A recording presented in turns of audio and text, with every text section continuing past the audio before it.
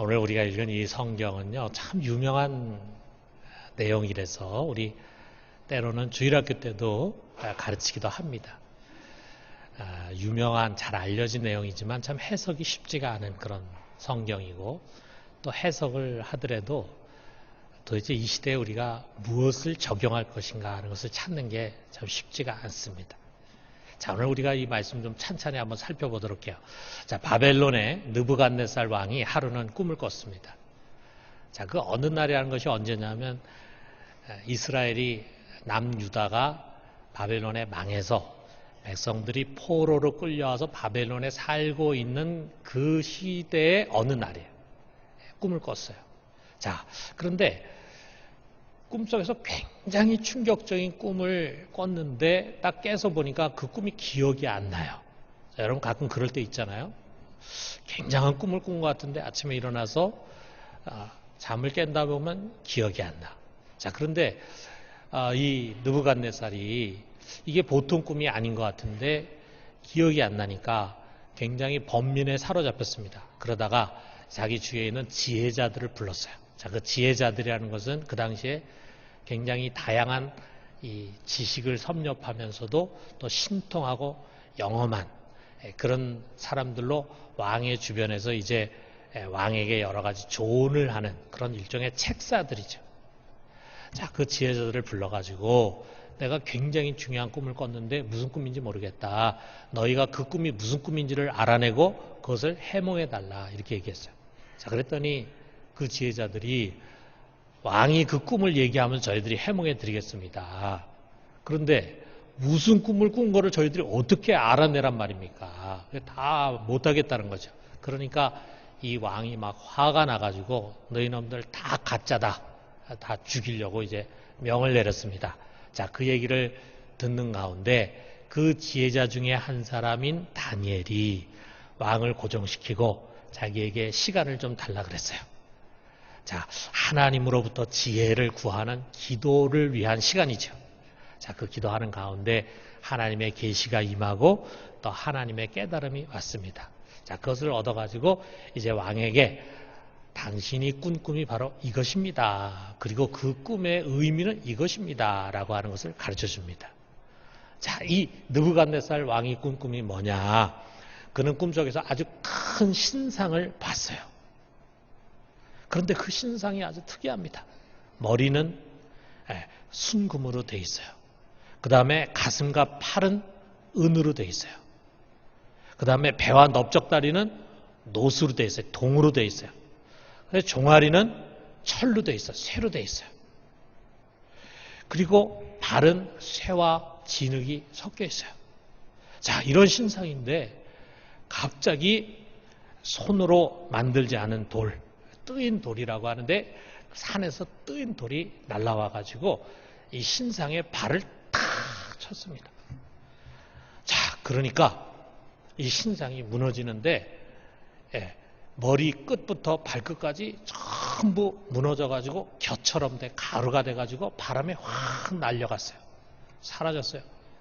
반면에 그 돌은 태산을 이루면서 온 세상에 가득하게 되는 그런 꿈이었어요. 이게 이 왕이 꾼 꿈이었습니다. 자, 그리고 난 다음에 다니엘이 이제 그 꿈을 해석을 해주는 거예요. 자, 여기에 금머리가 뭐냐? 이 금머리는 느부갓네살 왕이 다스리는 바벨론입니다. 그것을 이야기합니다. 자, 그 다음에 바벨론보다 못한 은 같은 나라가 일어나고, 그 다음에 또 놋 같은 나라가 일어나고, 그 뒤로 또 네 번째 철과 같은 나라가 일어난다. 이렇게 해석을 합니다. 그러면서 이 마지막 네 번째 나라를 40절에서 43절에 아주 상세하게 소개를 합니다. 자, 이 나라는 쇠처럼 강해서 주변 나라를 멸망시킬 것입니다. 그러나 거기에 발과 발가락이 진흙과 쇠가 섞여 있어요. 그래서 그 나라 안에는 여러 다양한 민족들이 뒤섞여 있다 보니까 피차 합해지지가 않아. 그러다 보면은 이 나라는 한편으로는 굉장히 철처럼 단단한데 다른 한편은 부서질 만큼 약한 나라입니다. 이렇게 얘기를 하는 거예요. 자, 여기에 지금 느부갓네살 왕이 꿈에서 본 신상, 그리고 다니엘이 해석한 여기 네 나라, 이 네 나라는 어떤 나라를 가르치는 것일까? 여기에 대해서도 여러 가지 해석이 있지만 칼빈을 비롯해서 전통적인 해석은 바벨론, 페르시아, 헬라, 그리고 로마, 이 네 나라로 이해를 합니다. 자, 느부갓네살 왕 때에 다니엘은 바벨론만 보게 된 거죠. 자, 그 이후로 일어난 나라들에 대해서 일종의 예언을 한 것인데 그 예언이 과연 역사 속에서 또 성경 속에서 어떻게 이루어졌는지 우리가 한번 좀 생각해 봐요. 자, 여기에 이 금신상은 바벨론부터 시작이 되지만 그 이전에 이 중근동에는 아주 강력한 제국이 있었습니다. 애굽과 바로 아수르라고 하는 제국이죠. 자, 여러분, 우리 아브라함을 비롯한 고대 족장 시대에서 이제 다윗 왕국에 이르기까지 이 중근동에서 가장 강력한 나라는 애굽이라고 하는 나라였어요. 그래서 우리가 성경에 보면은 가나안에 있는 사람들이 먹을 것이 없거나 기근이 들면은 애굽이라고 하는 곳에 가가지고 피신에 살거나 양식을 얻거나 그랬잖아요. 자, 그런데 이 애굽이라고 하는 나라는 이 팔레스틴을 식민지처럼 지배하지를 않았어요. 거기다 뭐 군대를 주둔한다든지 총독을 파송한다든지 이런 일을 하지 않았어요. 자, 그래서 팔레스틴은 아주 오랜 세월 작은 나라들이 군웅할거했습니다. 자, 대표적인 게 성경에 나오는 게 블레셋이 굉장히 강했죠. 그 다음에 시리아에 있는 아람이라고 하는 나라가 굉장히 강하죠. 그리고 다윗과 솔로몬 시대는 이스라엘이 그 지역을 지배했습니다. 그리고 그 이후에 북이스라엘과 남유다로 나눠지면서 왕국을 이어갔어요. 자, 그런데 이 메소포타미아라고 하는 곳, 지금의 이라크라고 하는 지역에서 새로운 나라가 거대하게 확장해 갔는데 그 나라 바로 아수르였어요. 그 아수르란 나라가 세력을 확장하면서 주변을 정복해 갑니다. 그래서 이 나라가 이제 정복 전쟁을 하다 보니까 BC 721년에 북이스라엘이 아수르에 의해서 멸망당해요. 그래서 10개의 지파가 포로로 끌려가가지고 아수르 제국 내에 여기저기에 흩어져 버렸습니다. 그리고 남유다는 히스기야의 영도 아래서 이 아수르의 산헤리 왕의 공격을 막아냈어요. 자, 그런데 이 막강하고 그리고 이 잔인했던 아수르는 BC 612년에 바벨론에 의해서 망했습니다. 자, 이 바벨론이라는 나라가 이제는 중근동의 새로운 패권자로 등장을 했는데 특별히 이 바벨론이라는 나라에서 이 느부갓네살 왕 때 최전성기를 이뤘어요. 이 느부갓네살 왕은 또 정복 전쟁을 일으켜가지고 남유다를 멸망시켰습니다. 그래서 그 백성들을 포로로 끌고 가가지고 바벨론에 흩어져 살게 했어요. 이 느부갓네살의 바벨론이 바로 이 금신상의 금머리, 제일 첫 번째 금머리라고 하는 것을 다니엘은 분명하게 이야기를 해주고 있습니다. 자, 그런데 이 바벨론이 채 70년도 안 돼서 메대 바사 연합군에 의해서 멸망했습니다. 그리고 이제 이 중근동은요, 근 200년 동안 우리 성경에는 바사라고 되어 있고 원래는 페르시아죠. 이 페르시아 제국에 의해서 이 중근동뿐만 아니라 이집트까지 그리고 그리스의 일부까지 지배를 하고 다스렸어요. 이것이 신상에서 은으로 상징되는 제국입니다. 이때 많은 유대인, 바벨론 때 포로로 끌려갔던 많은 유대인들이 3번에 걸쳐서 예루살렘으로 귀환을 합니다. 그래서 거기서 예루살렘 성전을 짓고 정착을 하게 됩니다. 자, 그런데 200년 동안 이것을 지배한 강력한 페르시아도 BC 331년에 우리가 잘 알고 있는 유명한 알렉산더 대왕과의 전쟁에서 패하면서 무너져 버렸어요. 이 알렉산더 대왕은 중동과 그리스 그리고 이집트를 통합하는 광활한 영토를 아주 짧은 시간에 점령을 했지만 그는 아주 젊은 나이 30대 초반에 요절을 했어요. 자, 그래서 그 땅이 그의 밑에 부하인 디아독포이라고 하는 그런 집정관들에 의해서 4개로 나눠져 가지고 오랫동안 다스림을 받게 됐습니다. 자, 이 기간에 팔레스틴에서는 어떤 일이 일어났냐면 유대인들이 그것을 지배하는 셀루키스 왕족, 이 헬라 제국에 대항해 가지고 마카베 전쟁이라는 독립전쟁을 일으켜서 거기서 승리합니다. 그래서 이 유다라고 하는 나라는 독립국가를 세워요. 그게 하스모니안 왕가라고 하는 독립국가였어요. 그래서 로마 시대까지 이르게 됩니다. 자, 그런 가운데 또 새로운 제국이 일어나게 됐습니다. BC 200년, 210년까지는 이탈리아 반도만 차지하고 있던 작은 로마였는데 점차로 주변국을 하나둘씩 정복하더니 부상을 하게 됐어요. 이후에 로마는 여러분이 지도에서 보는 것처럼 지중해 주변과 과거 페르시아 영토 그리고 유럽과 심지어는 영국까지 통치하는 그야말로 거대한 영토를 다스리는 그런 제국이 됐어요. 이 로마가 바로 여기 신상의 철을 가리키는 나라입니다. 이 로마는 철이 상징하는 것처럼 아주 강한 나라였어요. 그야말로 철혈 통치, 힘으로 지배하는 나라였어요. 주변에 있는 나라를 마구잡이로 점령해가지고 그리고 그 나라를 복속시키고 그리고 자기 제국 내에 있는 사람들을 권력으로 힘으로 무력으로 다스렸어요. 우리 십자가 처형 제도가 그것을 상징해 주는 것입니다. 자, 그러나 광대한 제국에 수많은 민족이 뒤섞여 살다 보니까 그들이 융화되지 못한 것을 이 다니엘의 예언이 이야기해 주고 있어요. 자, 그런데 원래 로마는 원로원이 다스리고 있는 그런 체제였는데 BC 27년에 옥타비아누스, 아우구스트 옥타비아누스라고 하는 사람이 자기의 정적을 다 물리치고 이름을 아우구스투스라고 하면서 로마의 최초의 황제로 등극을 하게 됩니다. 그래서 로마는 이제 황제가 다스리는 아주 강력한 제국이 됐어요. 자, 그런데 이 아우구스투스 첫 번째 황제가 다스리고 있던 바로 그때 아주 중요한 사건이 일어납니다. 그때 약 BC 4세기경에 유대 땅 베들레헴에 예수 그리스도가 태어나셨어요. 그것은 하나님의 나라가 비로소 이 땅에 임하게 된 사건이었습니다. 마태복음 3장 1절에서 2절에 그때 세례 요한이 이르러 유대 광야에서 전파하여 말하되 회개하라 천국이 가까이 왔느니라.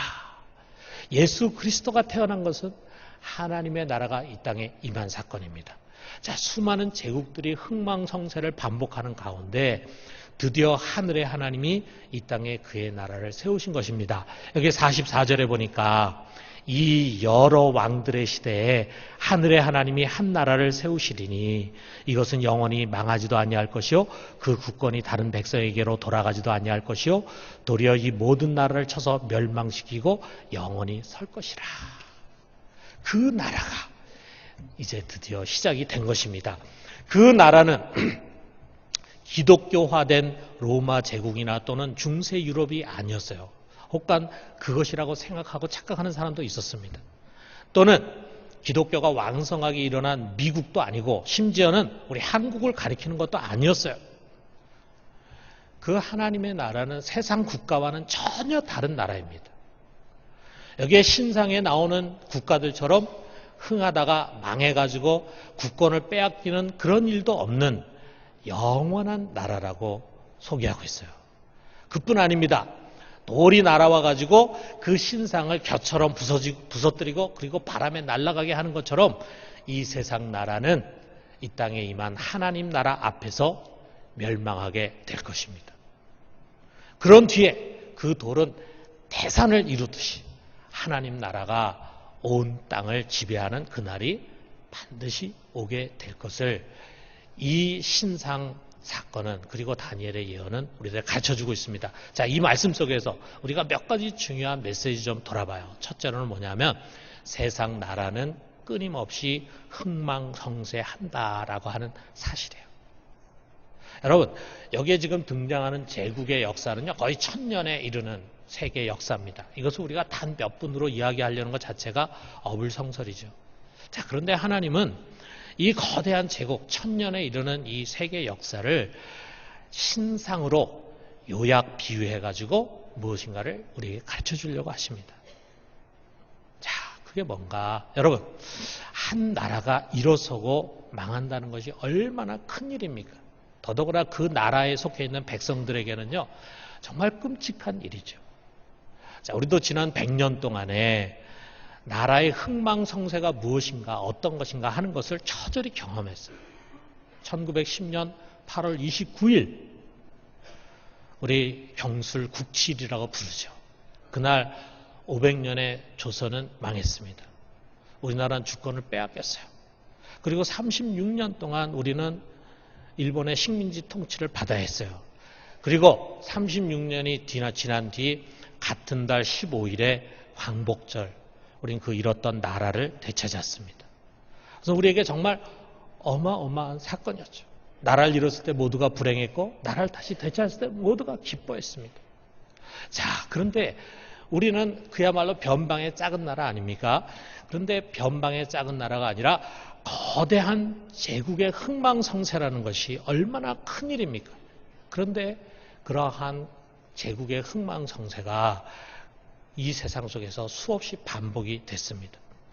지금 다니엘은요, 그야말로 세계에서 가장 강대한 나라, 그 강대한 나라의 가장 전성기의 정점에 서 있는 느부갓네살 왕에게 권력 무상을 교훈하고 있어요.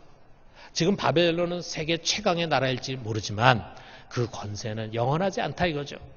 뒤이어서 바사라는 나라, 그 다음에 헬라라는 나라, 그 다음에 로마라고 하는 나라가 계속 일어나지만 바벨론이 망한 것처럼 그들도 망할 것이다 라고 하는 것을 이야기합니다.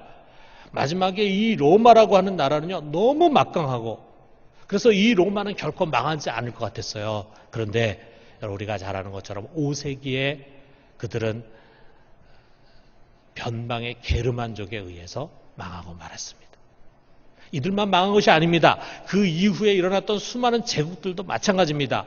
중세 유럽을 지배했던 신성 로마 제국, 징기스칸의 몽고 제국, 가장 먼저 배를 만들고 그래서 가장 먼저 식민지를 많이 차지했던 스페인 제국, 해가 지지 않는 나라로 알려졌던 대영 제국, 모두 한때는 강력한 권세를 자랑했지만 결국은 쇠락의 길을 걷고 말았습니다.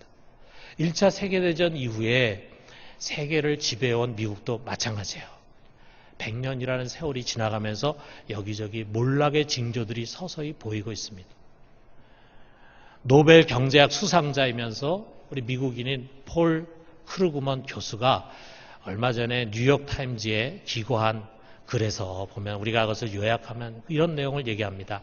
미국은 전후 지난 70여 년 동안 경제적, 군사적 힘을 바탕으로 세계 무대에서 민주주의와 인권, 법치 등 미국적 가치를 수호하는 역할을 수행하면서 로마 시대 이래 가장 강력하고 위대한 제국으로 자리매김을 했다 라고 이야기합니다.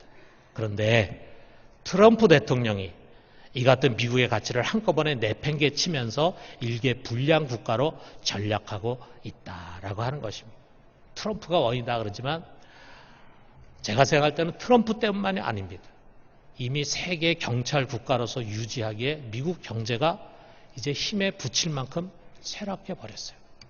그것을 다시 회복한다는 건 어려워요. 모든 강대국들이 다 그런 유사한 길을 걸어갔어요. 이제 미국도 그런 길을 걸어가고 있는 것입니다. 여러분, 일본 제국이 36년 동안 조선을 지배할 때 누가 망할 거라고 생각했겠어요? 그러나 일본은 결국 패망했고 우리는 갑자기 해방의 날을 맞이했습니다. 유감스럽게도 남과 북이 분단된 채 해방을 맞이했어요. 그리고 70년이 흐르면서 남한은 세계가 주목하는 경제 대국으로 부상했고 북한은 세계가 염려하는 가장 가난한 최빈국으로 전락했어요.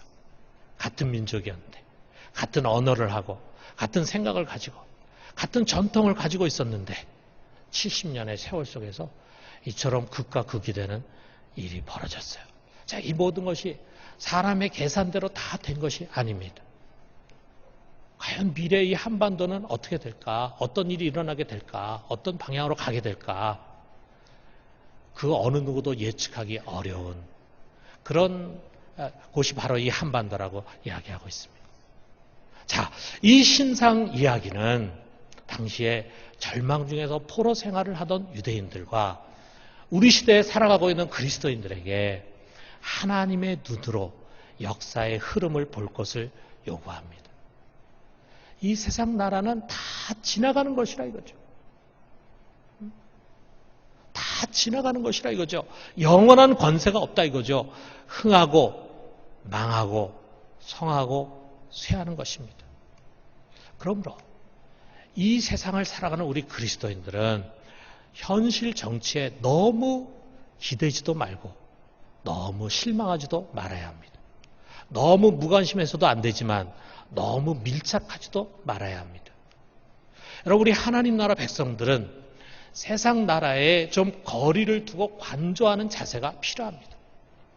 우리가 세상에 속해 있는 사람들과 같이 어떤 세상 권력이나 정치 이념에 사로잡혀서 목숨을 건 홍위병과 같이 나서는 것은 우리에게는 맞지 않는 일입니다. 우리는 언제나 변화무쌍하게 흘러가고 있는 세상 나라 속에서 자신의 신앙과 자기 자신을 지킬 줄 알아야 합니다. 여러분, 우리들에게는 아주 소중한 무기가 있어요. 바로 기도라고 하는 무기입니다. 세상을 움직이는 힘이 여기에 있습니다. 여러분, 우리는 정말 올바르고 이상적인 국가를 그리면서 그것을 하나님께 탄원하며 기도하는 것입니다. 때로는 우리 생각에는 그것이 이루어질까? 과연 그것이 될까라고 하는 생각이 들 때가 많이 있지만 역사라고 하는 것은 이성의 테두리 안에서만 흘러가지 않습니다. 예측하지 못하는 일들이 수없이 일어났습니다. 그러므로 만유의 주권자 되신 하나님께 기도하는 것보다 더 큰 영향력은 없습니다. 이 땅에 보다 정의로운 나라가 세워지고 평화로운 통일이 이루어지길 위해서 기도합시다. 이처럼 나라를 위해서 기도하는 우리 모두가 되기를 주님의 이름으로 축원합니다. 두 번째로는 하나님 나라가 승리한다라고 하는 거예요.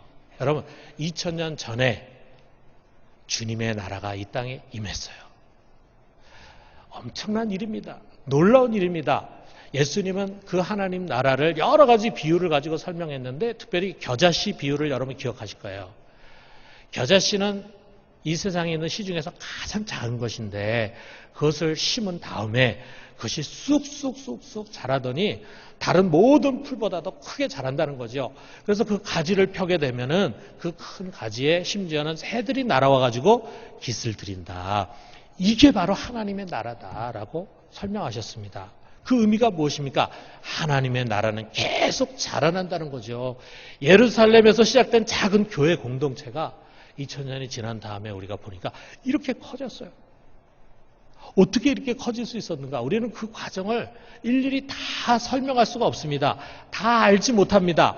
한때는 이 기독교가 박해를 받아가지고 거의 소멸되는 것 같은 생각이 들 때도 있었어요.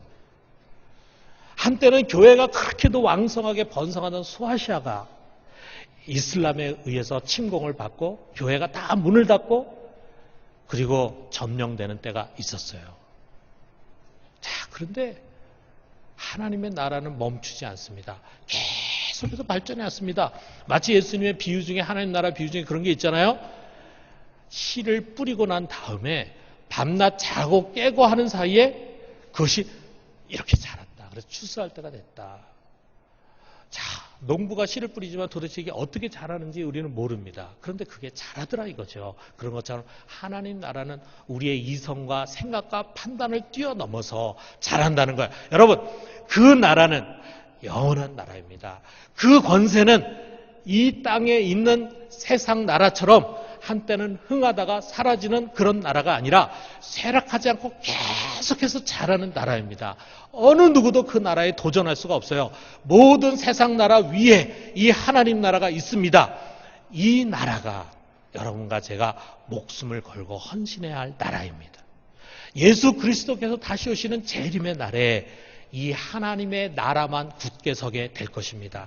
그 날에는요, 여러분, 이 지상에 존재했던 모든 나라들은 여기 여름 타작마당에 겨와 같이 바람에 날려 다 사라지는 것처럼 다 사라지게 될 거예요. 아무 자취도 없고 역사의 흔적도 없이 사라지게 될 것입니다.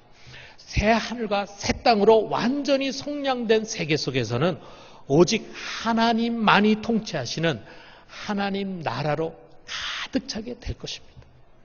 아직은 하나님 나라가 세상에서 저항도 받고 때로는 위축되는 것 같기도 하고 그 하나님 나라의 백성된 우리들이 때로는 세상 속에서 길을 못 펴고 살 때도 있지만 그러나 언젠가 그날이 되면 여러분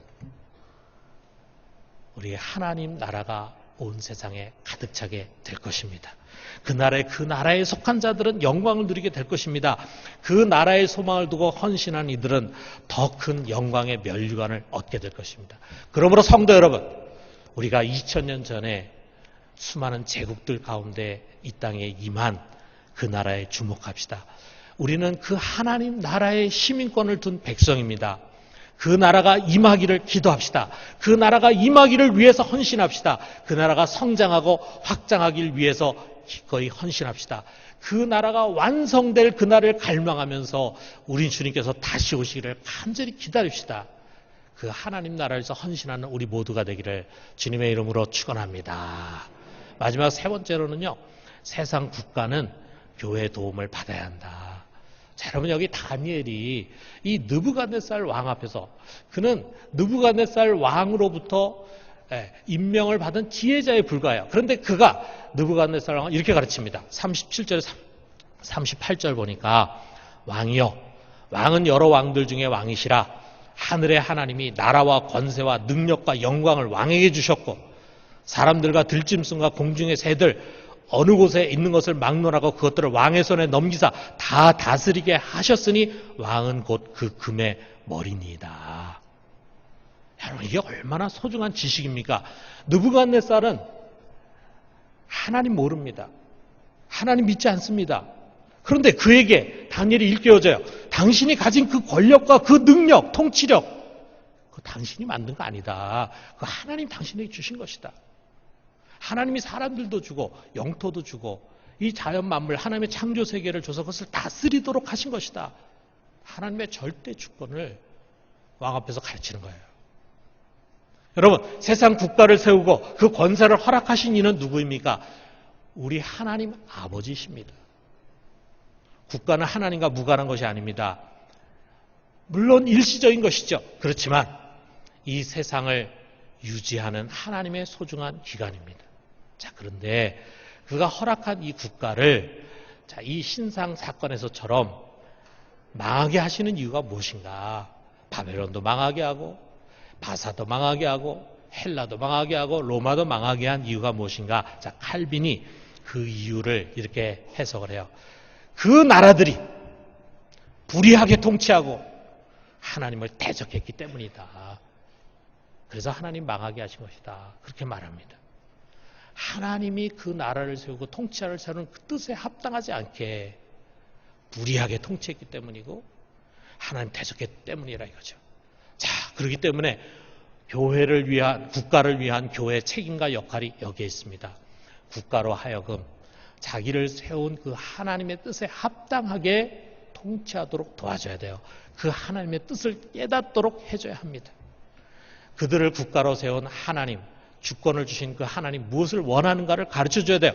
이것을 이와 같은 역할을 다니엘이 우리에게 보여줍니다. 그는 하나님과 왕 사이에 서 있잖아요.